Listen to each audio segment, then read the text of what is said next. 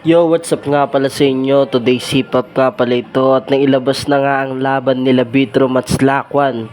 Isa buhay semis flip top battle league mula sa Vuelta Valentong.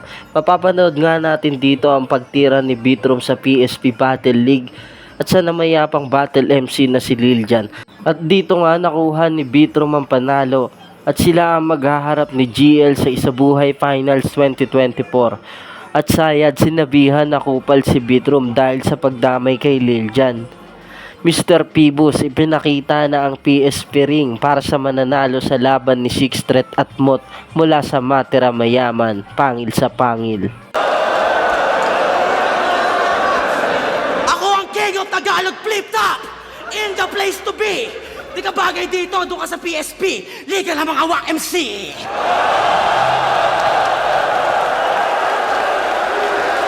Ikaw ang Liljan na buhay!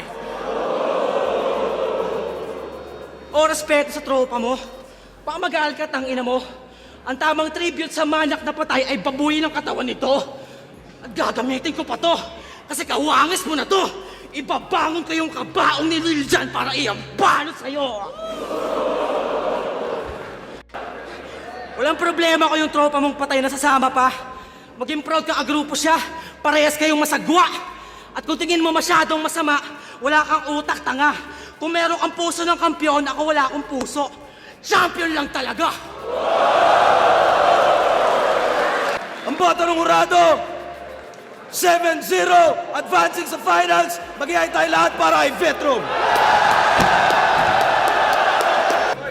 Huwag kayo maniwala kay Bitrom, upal siya. Pero panalo nga siya. Pwede naman siya manalo na rin na hindi na binabanggit si Liljan. Pero ayun, solid yung finals.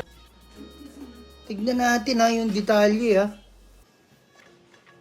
Ayan Pangil sa pangil nakalagay, Matira Mayaman. 2024. Shit, ganda. Tapos nakalagay dito, pangil sa pangil, sagpangan na nakalagay Ayan Tapos 1 million cash prize tsaka Matira Mayaman 2024 champ nakalagay. Sheesh! Ang ganda, champion nakalagay tingnan nyo. Champion PSP, pangil sa pangil, ang ganda.